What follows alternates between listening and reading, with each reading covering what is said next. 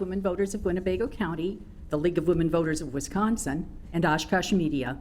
This event is being simulcast on WOCT 101.9 FM, Oshkosh Community Radio. This forum may also be accessed by streaming video on the Oshkosh Media website at oshkoshmedia.org or on the Oshkosh Media YouTube channel. I'm Margie Davey, President of the League of Women Voters of Winnebago County, and tonight's moderator. The League of Women Voters encourages informed and active participation in government. Our mission is to inform citizens about major public policy issues and about candidates seeking office. We do not support or oppose any political party or any candidate. You may find information about the League at lwwinnebago.org. Joining me tonight on the panel are Karen Schneider, publisher of the Oshkosh Herald, and Nathaniel Shuda, editor of the Oshkosh Northwestern. Unfortunately, there is no live audience due to COVID safety requirements. This is kind of new for us. However, several questions were submitted by the public in advance.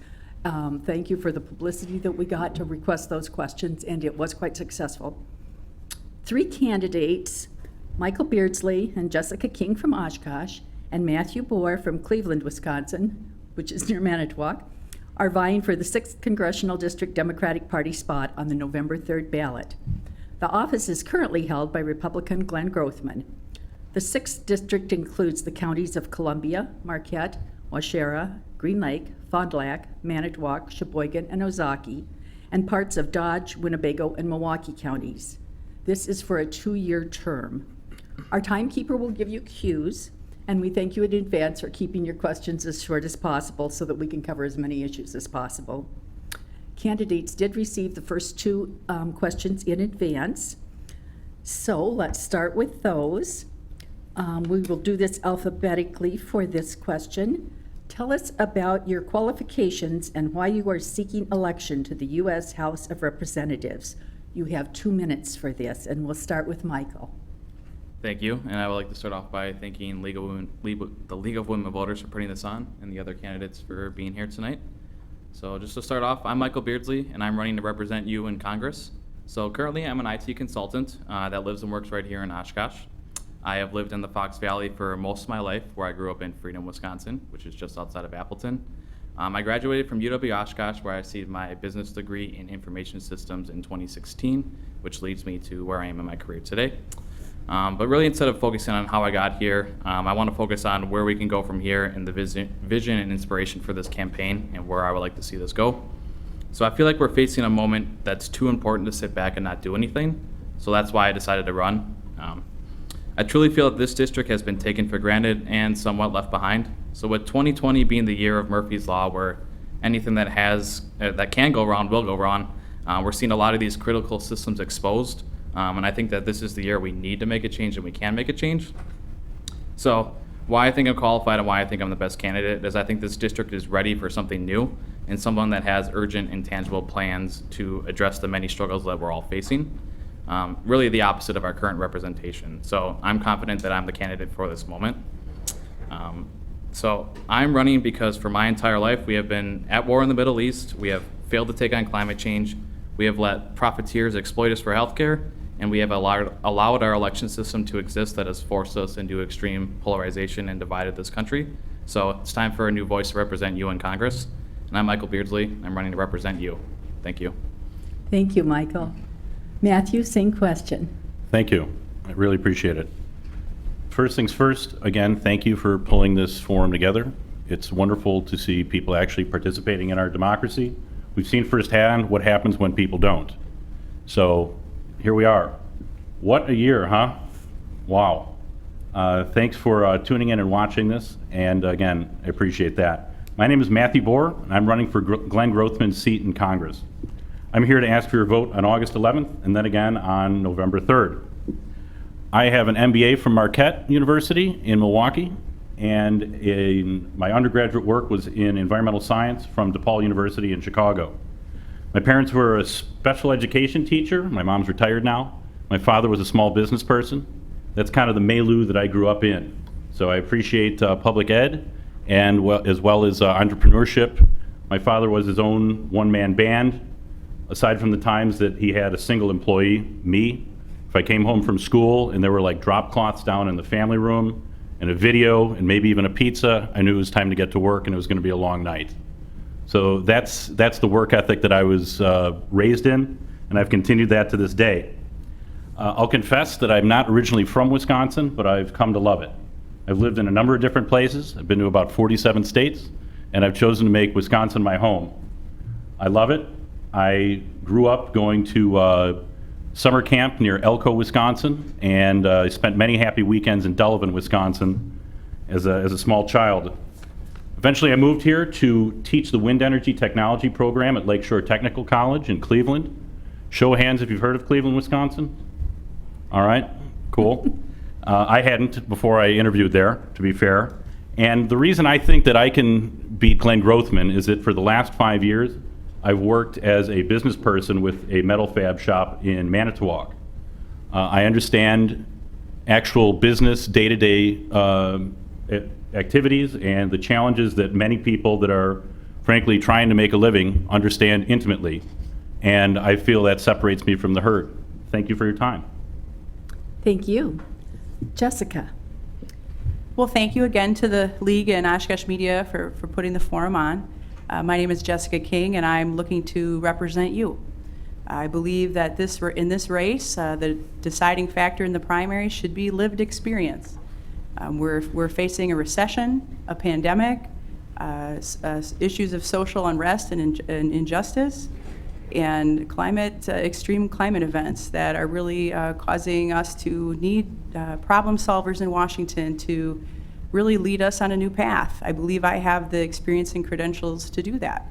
Many of you know that I served a couple terms on the Oshkosh Common Council right here on this dais and worked really hard to bring good solutions to the city during that time. I've also served in the Wisconsin State Legislature, so I have a good understanding of the collaborative nature of the local government, the state government, and the federal government. I think that is the kind of experience we need in Washington right now. I also can call upon my professional skills. Many of you know I've been a practicing attorney for approximately 20 years. My initial legal career here in Oshkosh was defending farmers, small businesses, and families during the housing crisis of '05 against predatory lending. And then during the Great Recession of 2008, I was helping businesses and farmers restructure their debt so that they could get through that recession and live to see a better day, which did eventually come. And I think that kind of experience is incredibly, and perspective is incredibly needed right now during our current recession. And I tell you, the Department of Justice hired me to be a Chapter 7 bankruptcy trustee to balance the interests of creditors and debtors during that time. And I think if the Department of Justice trusts me, maybe the legislature is the right place for me too. For the last 7 years, I've represented hospital providers and patients against health insurance companies and government payers, including the Veterans Administration and Medicare. So I have a deep understanding of Medicare reimbursement rules, and I look forward to solving the healthcare crisis. Thank you. Thank you, Jess. Okay, we'll move on to our next pre-given question, the one that you've seen. And this time we'll start with you, Matt. We'll ask you, if you are elected, what will be your priorities as a representative for the 6th District? And you do have 2 minutes for this question also. Great, thank you. So my priorities, if and when elected, are the following. First things first, I will always support renewable energy. I've made my career in renewable energy since 2004, and I think it's an important economic and environmental driver that could really help out some of the rural parts of our state. Every state that touches us has more renewable energy than Wisconsin. In the course of building, whether it's a wind farm, a solar field, something like that, you're promoting onshore manufacturing, and you're also creating jobs that can't be offshored at all. Just for an example, every 8 to 10 wind turbines you see, that's equivalent to 1 full-time job. So if you drive around near Fond du Lac or any of those places in the district here that have a bunch of wind turbines, the economic impact is staring you right in the face, to say nothing about what it does for the leaseholders and things like that. It's good business. I'm very proud of my background in that, and I'll always stand by it. Second thing, I support decriminalizing marijuana at the federal level. I feel like this should be a state's issue, and I feel like that has a lot of support here in Wisconsin. Step one of any sort of leadership scenario is you have to define reality. And right now, we're surrounded by two different states that are, meaning Michigan and Illinois, where marijuana has been decided to be totally legal, meaning people can use it recreationally if they want. Both those states this year are, even with the pandemic, are still estimating they're going to collect something to the tune of about $500 million in additional revenue. Wisconsin's missing out on that. We should be part of it, and that should come from the federal government. Two more quick ones. I also support expanding rural, reliable, high-speed internet into rural Wisconsin, rural parts of this country. In the year 2020, if you don't have a reliable internet connection, you're really not participating in society, and we need to support that. So thank you. Thank you, Matt. We'll move on to you, Jess. Thank you. The two issues that I'm focusing on as a priority are healthcare reform and affordable prescriptions and medications for those who live in the United States. We are at a point right now where the Supreme Court is going to decide whether or not to allow the Affordable Care Act to stand. And one of the things we know, whether you agree with the effectiveness of the Affordable Care Act or not, if the Supreme Court decides to abolish the Affordable Care Act, we need a solution. And right now I would say the Republican Party has not provided a solution or options to really move us forward. And Glenn Grothman took that vote in 2017 that would have repealed pre-existing condition protection. And I do not want to see an era where we go back to discrimination in healthcare. Whether you like the Affordable Care Act or not, one of the benefits from it was that it expanded coverage. And one of my goals is to get the United States to universal coverage, meaning every single person here has coverage. That needs to be our continued goal. And what we've noticed in the last 3 years is that fewer and fewer people have coverage. It's been rolling back. So we need to move forward. But one of the things we really need to take into consideration is the brutal realities of being the United States of America. And that is, we have the third largest population in the world. And by geography, we are the fourth largest country in terms of geographic space. And as we pursue reform proposals, the white elephant in the room truly is access to health care and health providers and reimbursement rates. And we really need somebody who has the experience and credentials to build that formula. And I believe I'm the right person for that job. Right now in Wisconsin, we have 20 of 72 counties that do not have an OBGYN, not one, for pregnant women in rural areas. And to me, that's important. You know, I'm a mom, and I can tell you that we need access to those professionals in whatever reform system we create. Thank you. Michael, it's your turn. All right. Thank you. So I'll go with my top three. It's really hard to pick between all the different plans, but I'll start it off with the environment and climate change. So I'll start it off with the green. I'm a big proponent of the Green New Deal and some additional policies that need to go along with it. So some things I want to highlight is we need to work towards achieving net zero greenhouse gas emissions by 2050. And even just last night, the Biden-Bernie Environmental Task Force came out with a plan or proposal to be carbon neutral by 2035. Which is 15 years away, so I think that makes it very clear that we need to start doing something now. We've kicked this can down the road a little too far, so that's why it's the top priority, because if we leave this how we're attacking it right now, nothing else really is going to matter tonight. So some other things I propose and support are a carbon tax and dividend. I'll highlight that this has passed the House with bipartisan support last session. So the support's there on both sides, and at a high level, a carbon tax is essentially a tax on companies that use and produce fossil fuels, and that dividend comes back to citizens. So that's one way to force the market to sustainable technologies and away from fossil fuels. I would also re-enter the Paris Climate Accord, and one thing I'll note is one of the reasons I'm running for this federal seat is because of climate change. I think it needs to be spearheaded at the federal level because it is a global issue. So I think it's very important that we lead as a nation on this topic. So real quick, the other two are healthcare and voting and elections reform. So I'm a big supporter of a single-payer nonprofit system, which is known as Medicare for All. I think it's the best way to really fix the core issues with our system. There'd be no deductibles, no premiums, no co-pays, no networks, no confusion. It simplifies the system. Everybody's on the same plan. Everybody pays in.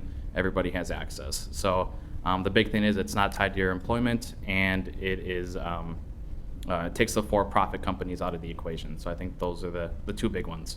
I'll leave it at that. Thank you. Okay, thank you so much. Now we're going to move on to the part where the panelists will ask you questions. We will give you 1 minute each to answer those questions. If you have a concern about what the question meant, please feel free to ask to have it restated. And we'll have one of them ask all three of you the same question, and then we'll start with, we'll go another round, okay? So let's start off with Karen, and she is going to ask her first question of Michael. Okay. Hello, Michael. So we've heard a lot in your introductions here about national issues, but what do you think is the most pressing issue facing our East Central Wisconsin Congressional District that you would represent in 2020, and what actions would you take to address the problem? Thank you. Yeah, that's a really good question. So I would go the route of supporting our agriculture and manufacturing industries. So a lot of this will intertwine, or in what I would propose would intertwine with environmental policies. So if you really look at all the companies that are headquartered in the 6th District, there's a lot of very, very important manufacturing players, and I think they're kind of been left behind a little bit. And same thing with agriculture. So the two big things I want to do is to provide relief and support to them is incentivize transitions to sustainable technologies via federal grants. So it's a win for these businesses that are struggling or not really staying afloat, and moving them in the right direction sustainably for the environment. And then along with that, with a carbon tax, then we would have more opportunity for rural communities. Matt touched on this before about wind turbines and what the economic impact is of these new technologies coming to this area. So we have the technology and the room for it, and I think that's something that this area could thrive off of. Thank you. Okay, same question to Matthew. So the question is, could you just read it one more time? What's the most pressing issue in eastern Wisconsin, East Central Wisconsin Congressional District right now? Sure. And how would you address it? Sure. So I've spent a lot of time speaking with eventual constituents about exactly that. And there are many, many concerns that you've heard. But number one, right now, are people pulling me aside and saying, hey, Matt, do you think my kids are going to school in the fall or what? I'd say that's the number one issue. You've got a lot of parents that altered their work schedule, changed around their lives, trying to figure out how to occupy their kids' time at home or not, or child care arrangements. It's very complicated right now. That's the number one concern of people. From the federal government standpoint, we need to push for some sort of a vaccine, and we need a steady hand on the rudder that's as apolitical as possible, that can basically point to the quickest way through this pandemic type scenario in order to get us back to normal, or whatever the new type of normal is going to be. We need very clear communication from the federal government on this. Thank you. Jessica. Thank you. I believe the number one issue facing this district is what most districts are facing right now, and that is the recession, the unemployment rate, and dealing with the pandemic. And we do need to realize that an open economy and a functioning economy is not mutually exclusive from health and safety. And the federal government needs to do whatever it can do right now to rebuild people's confidence in public health, and that they have the ability to proceed with commerce, that they can have their businesses open, but that requires public safety and leadership from the top. We need to be able to, whether it's in this next stimulus package, really think about how we're going to make our future safe until we have a vaccine, because there's no guarantee of when that vaccine is coming. And as we see the cases spiking, we really need to be creatively thinking. I believe part of our stimulus, the next stimulus package, has to include funding for education, because we need to resolve that critical key for working parents and for young children so they can continue to learn in a safe manner. Thank you. Thank you. Okay, Nathaniel, your first question will go to Matthew. Sounds good. My first question actually ties into what at least a couple of you talked about in the first answer, so I really like the transition there. You know, every day we're seeing now the cases of coronavirus rising for whatever reason folks choose to believe that, you know, that's the case. Especially in patients who are, you know, in their 20s, who are younger, in that lower age demographic. Wondering if you can explain a little bit more specifically about what Congress should be doing to ensure the health, safety, and economic stability of individuals and families in the 6th Congressional District, while also supporting the employers that have taken a hit during the pandemic. That's a great question. It's about as timely as it gets, right? You're right. Cases are on the rise. We're seeing that in by far the majority of states in this country right now. I'd say the one glimmer of hope that I'm seeing in Wisconsin when I look at the numbers day to day, that we're not seeing deaths rocket up or really trace alongside the positive indications. So that is a good thing. In terms of what Congress could do, it might sound odd to say, but we need to not politicize this issue at all. The countries that have successfully, I wouldn't say completely rid themselves of COVID, but those that have dealt with it very effectively, they took a hardline science route to this, and essentially they almost eradicated it, while we are seeing more cases rise here. So I guess what Congress should do would be to depoliticize the issue and let experts do what they do, be experts. Thank you. Same question to you, Jessica. Thank you. On a congressional level, I believe we have the duty to look at appropriations for our health infrastructure in this country.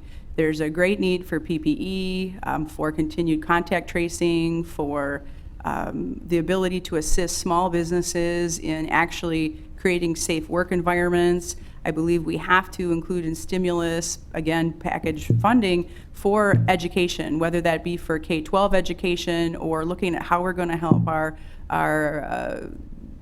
university level academics continue.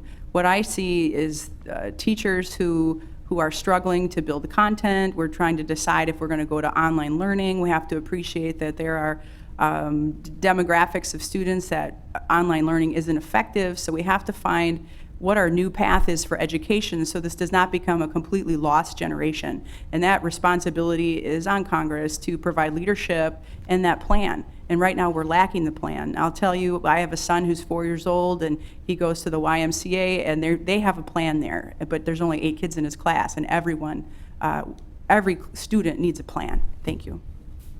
Thank you. Okay, Michael? Thank you. Yeah, so the real quick answer is I'm in support of a new stimulus package, which has more direct cash payments. Most people got the $1,200 a few months ago now, which that money's gone. So the people need money now for their bills.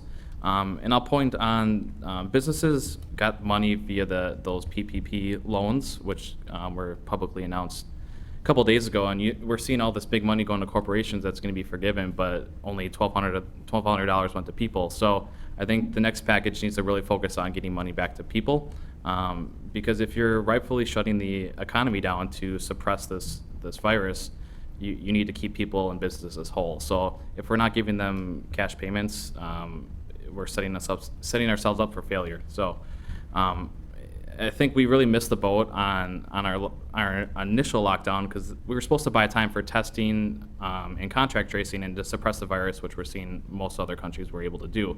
So now we're at this point where we have to basically wait for a vaccine and figure out how we're going to keep the economy going, which is a terrible situation to be in. So thank you. Thank you. Okay, now we'll have Karen address her first question to Jessica.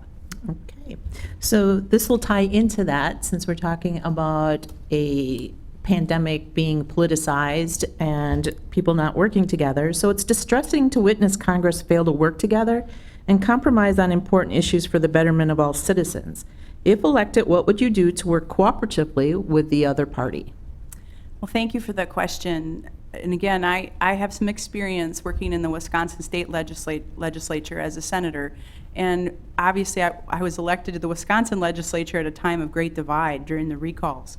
And one of the things I did when I was elected was I made sure to find one issue that I could talk to about with every Republican.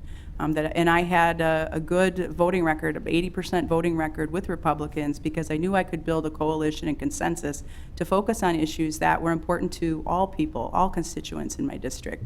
Whether it was Mary Lazich and talking about the things we could do to improve the system for foster children, youth and care in Wisconsin, or even Glenn Grothman, ironically, my opponent in this the Republican in this race. One of the things we could agree on is the regulation of the rent-to-own industry as a consumer advocate. And so you have to build these relationships and find these issues, but they're there. They're really there, and we can work together. And I've done it before. I have a voting record, and I mean to do it again.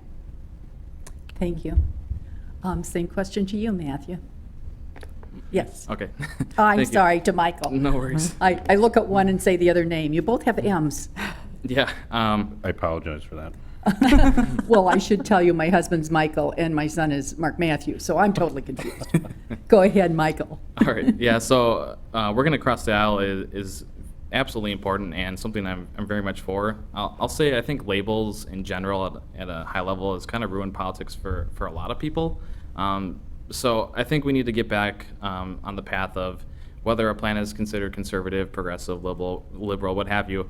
If someone's willing to work with me, and I'm obviously willing to work with them, I want to do what's best for the constituents. Because the fact of the matter is, once represented, I'm representing everybody, whether you voted for me or not. So it's my job to really listen to all the voices and do what I can to make life better for everybody, not just those who voted for me.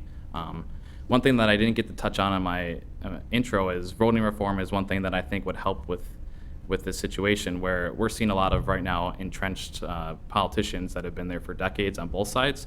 If we enact term limits and ranked choice voting, I think those are two things that can really curb the polarization that we're seeing today in the divide that we've really never seen before as a country. If we're getting more of a constant churn in Congress with new voices, then we have a better chance of working across the aisle. Thank you.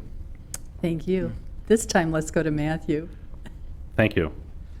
So first and foremost, I think it's funny when we talk about, what would it take to work with someone that you actually don't agree with 100%. And apparently this is a gene or something that politicians in Washington lack, because I don't think I'm spilling any trade secrets. I don't get along with everybody I work with every day. And I'm sure that some of you might be in that same situation. If I was elected, I would join what's known as the Blue Dog Coalition. Basically, it's a group of about 20 to 25 members of Congress that essentially they're fiscally conservative, but then socially liberal. And whenever you get a caucus like that, 20 some odd votes, that can really that can be something to reckon with once you're actually in Washington, D.C. So that's my plan. Thank you.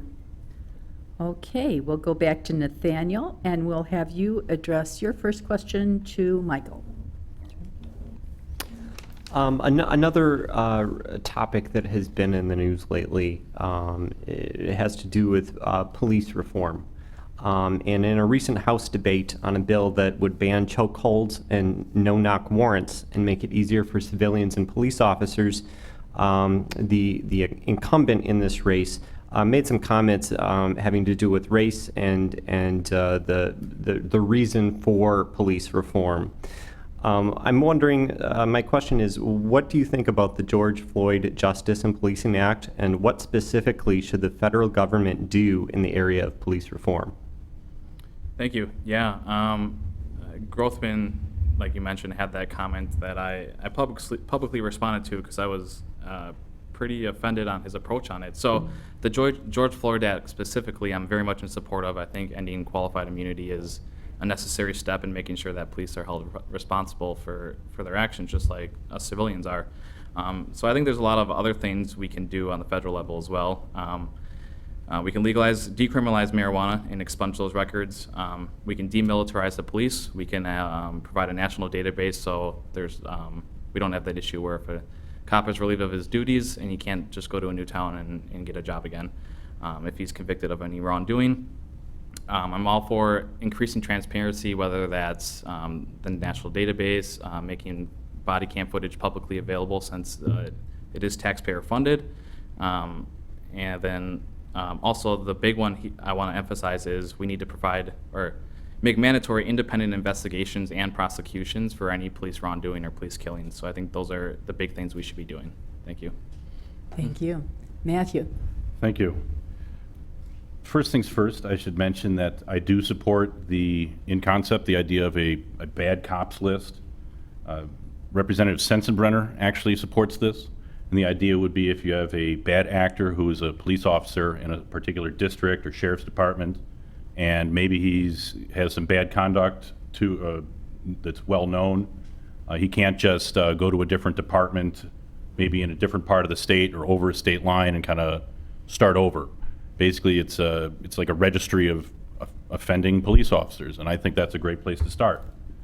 Second, I would mention that corruption in general is a cancer that is always around, and as a society, we need to be ever vigilant to ferret that out. There are many politicians that have taken bribes. You have nurses and doctors that kill patients, and you also have police that take the full weight and extent of the law and basically bend it to their own end for whatever reason. As a society, we always have to keep an eye on that and work to end it. Thank you. Thank you. Jess? Thank you. If I was a member of the House of Representatives today, I would have proudly cast a vote for the George Floyd Justice in Policing Act. It's a necessary step. What I will say is, this country is only as strong as the enforcement of its laws. And we have to have equal treatment under our laws. And the minute we don't, it jeopardizes the rule of law for every single one of us. I can say that I too would support, through appropriations, appropriate funding for the Department of Justice to ensure that federal special prosecutors would in fact investigate every single officer involved death. And when you are aware that your actions will be investigated by a neutral party, it diminishes the impact of what I would call parochialism. Right now, too many things can get swept under the rug by local people because they don't actually believe the federal government or a federal prosecutor or an independent body will investigate, and that needs to change. Okay, thank you. Let's see, we'll go to Karen, and your first question will go to Matthew. Okay. So I'm going to turn the dial a little bit here. What is your current stand on ICE policies? And would you seek the repeal of criminal penalties for people apprehended crossing the border with no additional criminal records? And if so, do you support temporary freeze on deportations, COVID aside? Sure. Okay, I think, so that was a three-parter. It was, Your stand currently on ICE policies, okay, and if you'd seek the repeal of criminal penalties for people apprehended crossing the border. okay. First things first, it's very important that we remember at all times that we are a nation of immigrants. Everyone here came from somewhere, and anyone, whether they're applying for asylum or working here or anything like that, they need to be treated with dignity. I think that's very, very important. So in terms of how ICE is operating, we need to, whatever their activities might be, we need to look at their activities through that type of a lens of compassion, and if in the event of some sort of if they're a nonviolent offender, if it's people that are just working here, trying to make things, trying to build a life for themselves, that's commendable, and we should act accordingly. In terms of should people that are trying to cross the border be arrested or detained, I think they should be detained and then sent back to their countries in a certain way, or at least turned back from the border I guess I'm out of time. Yes. Okay, Jess? Thank you. I do believe right now that there is a overreach by ICE in their enforcement of the way they're handling their work. I believe that people who are crossing the border at this point, for the most part, are asylum seekers, and I do not believe that they're given a fair opportunity to plead their case before our justice system. And I do not believe the detention of these people is cost-effective and a durable solution for our country. I think most people would be offended to find out that we pay approximately $60,000 per person that we detain a year. And when you think about the amount of money that those private contractors are making by detaining these people who truly are here seeking asylum is truly unfortunate. And then if you're dealing with folks who are stopped that may be on the DACA registry or somehow some other situation don't have their documentation on them, I think we're overreaching right now, and we can't afford to do that any longer, not in a recession. Thank you. Michael? Thank you. So I do want to start out by making it very clear that just because someone's not from this country, it doesn't mean they're not human. So I think a lot of the policies and actions of ICE are inhumane. So I do support a deportation freeze. I think that I don't necessarily think it's criminal that they're crossing the border. Like Jess said, they're probably asylum seekers for the most case, and so I very much support detaining them to give them their due process and giving them a clear path to citizenship, which is also something that they don't have right now. So if we provide that and give them clear options and they know the process that they're going to take once they come into this country, then I'm very much in support of that. I think it's just at a high level incredibly wrong that we have detention camps currently at the border. It's almost Holocaust level stuff of we're holding people in cages at our borders. So I don't know how much more clear we need to be with being humane and giving people clear paths to citizenship and not treating them like animals. Thank you. Thank you. Okay, going to Nathaniel, we'll have you address your question first to Jessica. No, Karen just asked me first. I got the ICE question. Oh, I'm sorry. How about you go to Michael first? Sounds good. Thank you. There have been recently there have been calls across the nation for removing and replacing of various monuments, emblems, monikers, that type of thing, for their connections to racism. From the president's visit last week to Mount Rushmore to right here in the 6th Congressional District, where the Columbus City Council voted this week to remove a statue of its namesake. In fact, earlier this month, Oshkosh's own Senator Ron Johnson even briefly proposed eliminating Columbus Day as a paid federal holiday for federal employees to fund a proposal to make Juneteenth a federal holiday. How would you balance preserving our nation's history and traditions while addressing the issues of racism and prejudice that exist in today's society?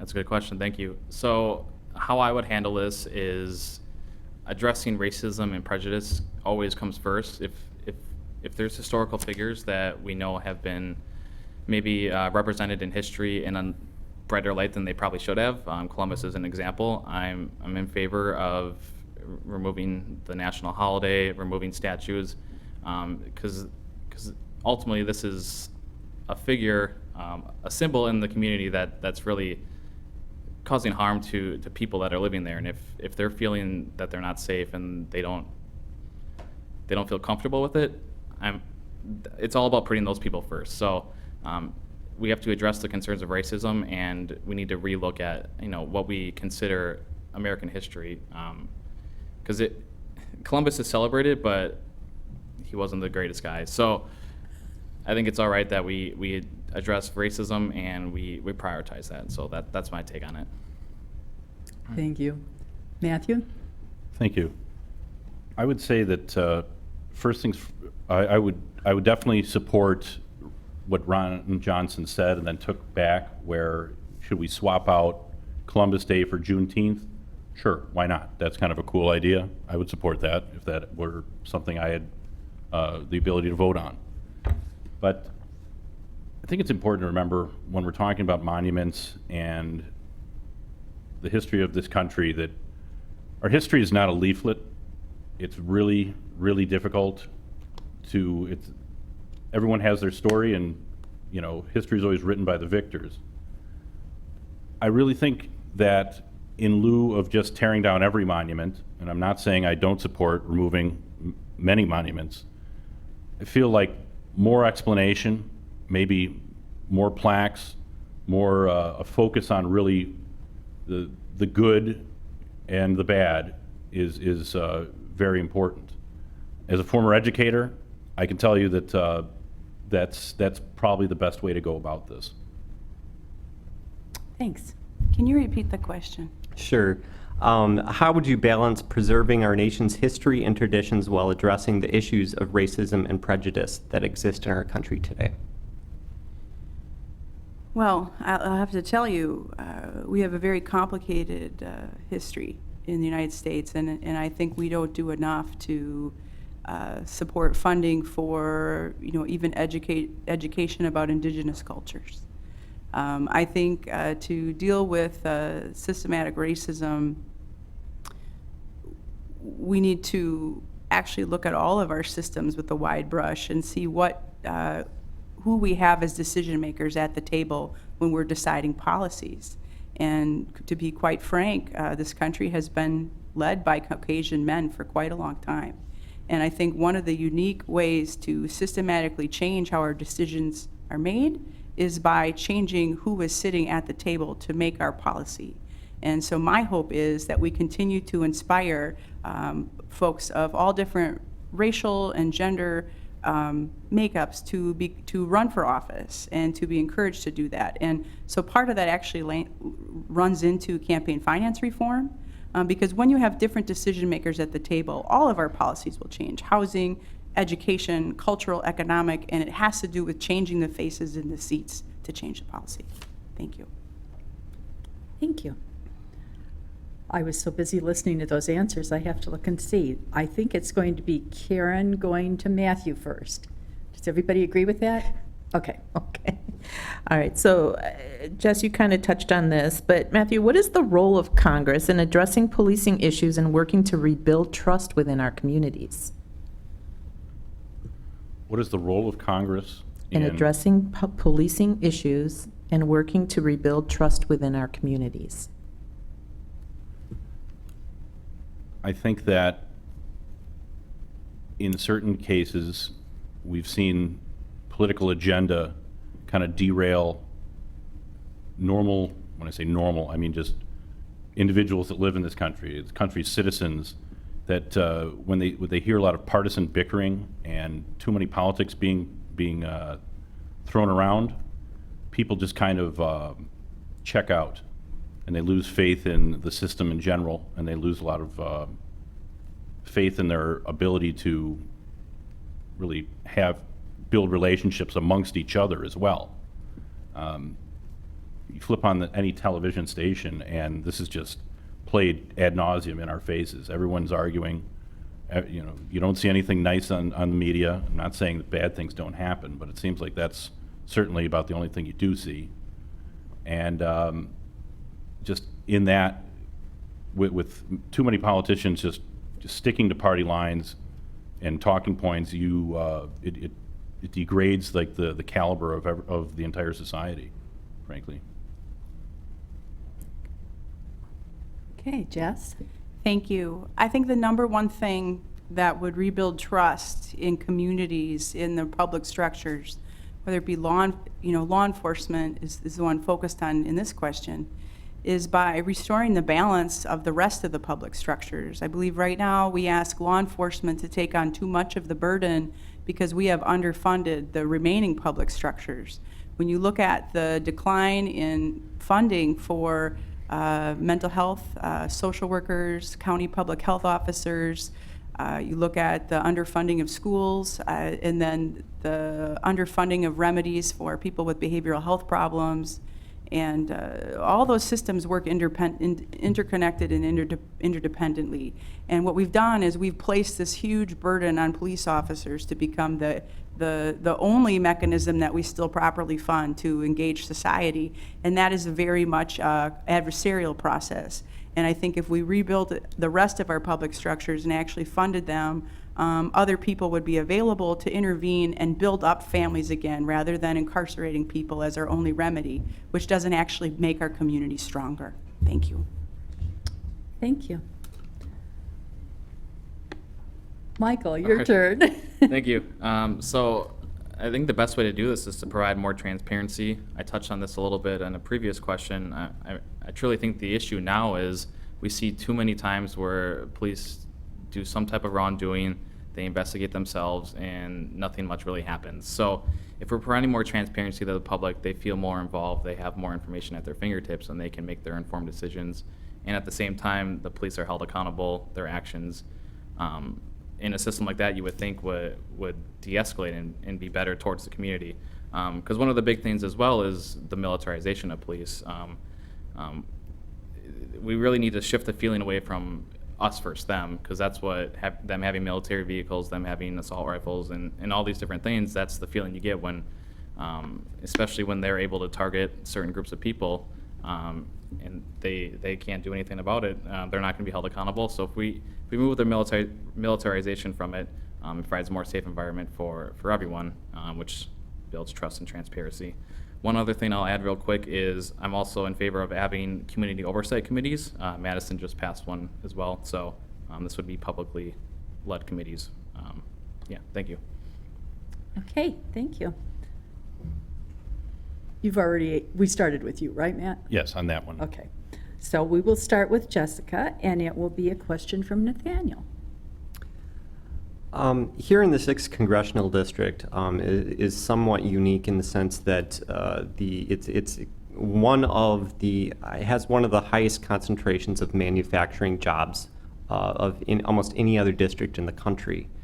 Many of these manufacturing jobs, such as those at Oshkosh Corporation or Mercury Marine, are kind of depend on, in a lot of cases, federal defense contracts.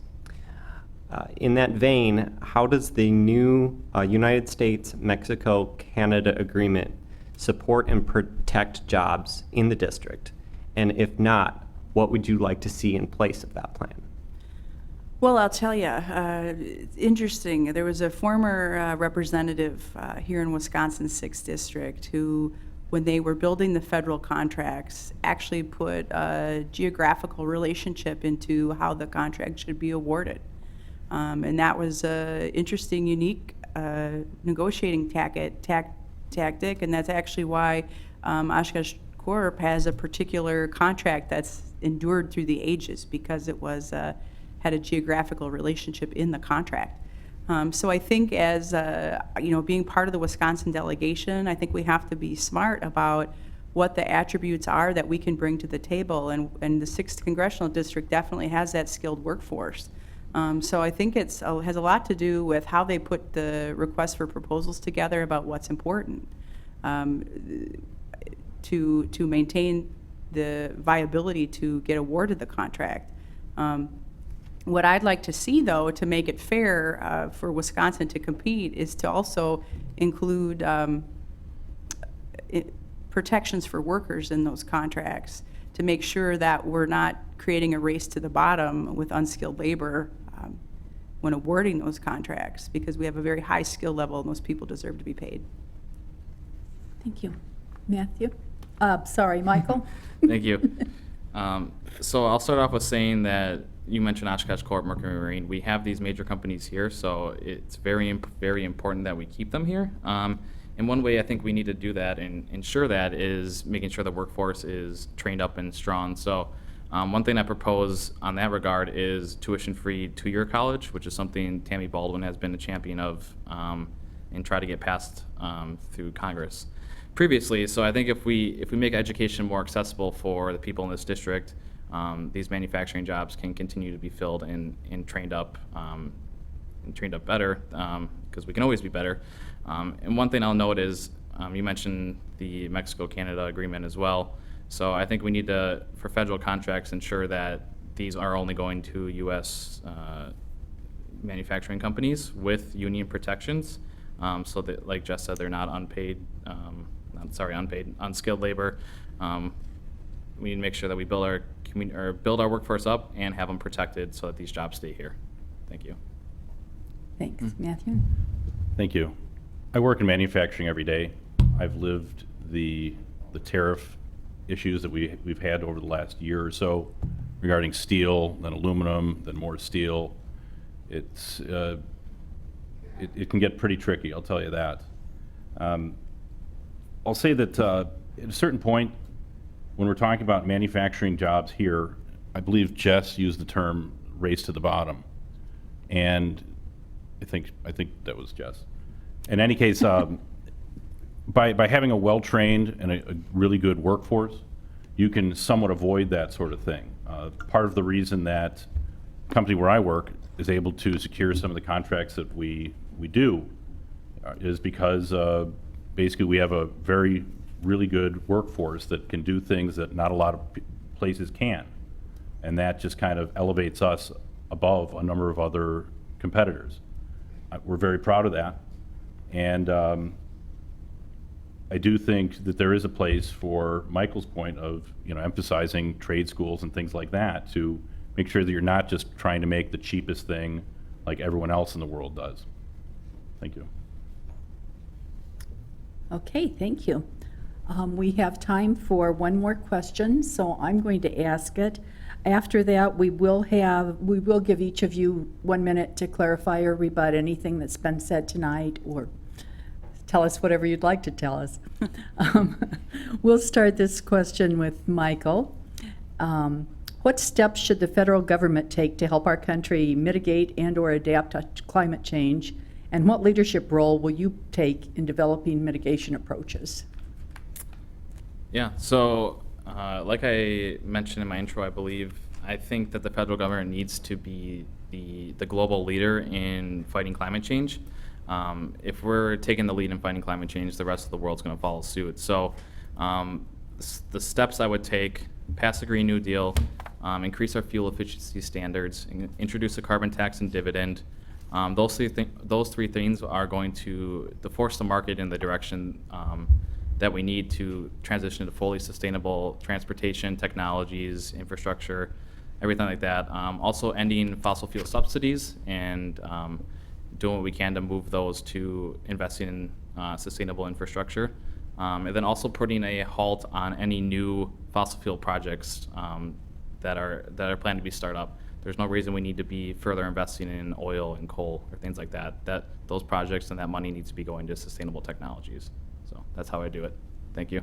Thank you. Matthew? Thank you. My approach would be twofold. Number one, I'd incentivize renewable energy. Again, renewable energy tends to be non-combustive and it does not use water. When I say does not use water, I'm talking about solar power and wind power specifically. You're not creating any thermal pollution or adding anything to a waterway. That's extremely important.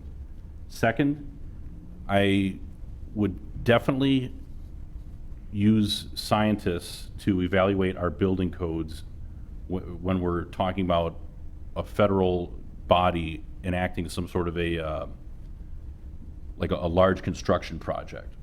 Let's just say that we decide that we're going to rebuild a seawall in the Outer Banks in Georgia, right? Or North Carolina, rather. Let's make sure that before we're using Wisconsin's tax dollars to fund that project, that we've acknowledged the reality of how much the sea will actually raise.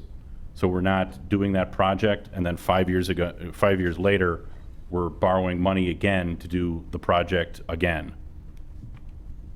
Thank you. Jessica? Thank you.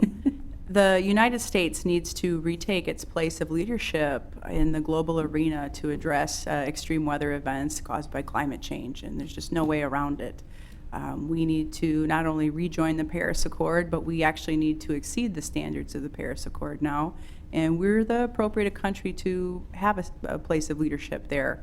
I also believe that right now during the pandemic and the recession, that part of our stimulus funding really needs to be directed at a win-win solution that allows us to reach some of our conservation goals.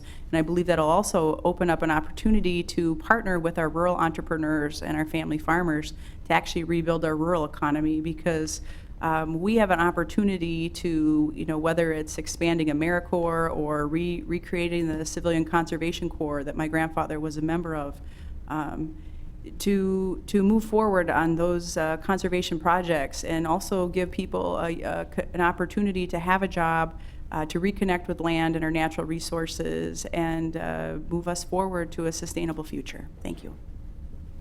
Thank you. Okay, now this is your opportunity to clarify or rebut anything or share anything that you haven't had a question asked that you'd like us to know about you. And for this, we will start with Michael. Okay, thank you. I have two things that didn't really come up in questions I'd like to talk about. So one policy that I very much support and I think is gaining steam is I think we should be joining the rest of the world in providing a federally mandated parental leave of a minimum of 12 weeks, and also in the same light, federally mandated sick leave. We're seeing right now with COVID, a lot of companies have no sick days. So if anyone gets sick with COVID or anything else, they're really in bad shape. So I think we need to guarantee that at the federal level. And I'm also for raising the minimum wage and tying it to productivity for future growth, so we're not kicking the can down the road and revisiting this in 20 years. And then just to wrap up and keep it short, I think people are really fed up with the current system on both sides, and people are tuning in now more than ever. So I think any of us up here have an incredible opportunity to actually provide real change this year. So I encourage you to check out my website, beardsleyforcongress.com, to learn more about the other issues or more details on the issues that I talked about tonight. And I encourage you to vote by mail. So thank you. Thanks. Matthew? Thank you. So I'd like to start by mentioning the last part of my platform I didn't get to in the beginning of this. We definitely need to address skyrocketing and, frankly, very difficult to figure out pharmaceutical prices.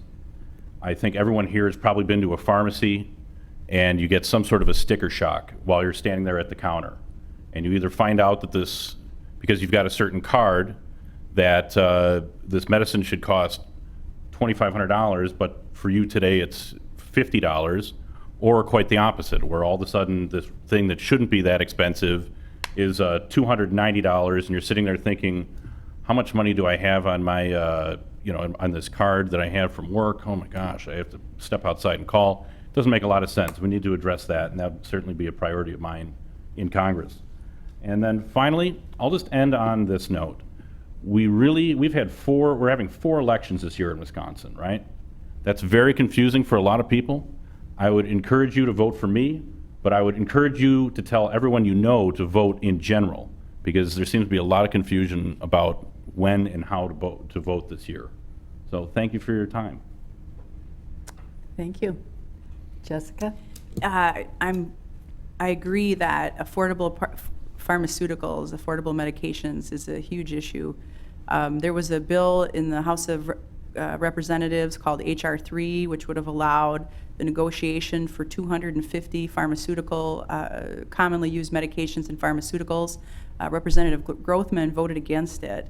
And popular opinion is that we should be negotiating for affordable pharmaceutical prices, because the United States is the 3rd largest country by population in the world, and yet, who else should deserve a volume discount on pharmaceuticals if not the United States?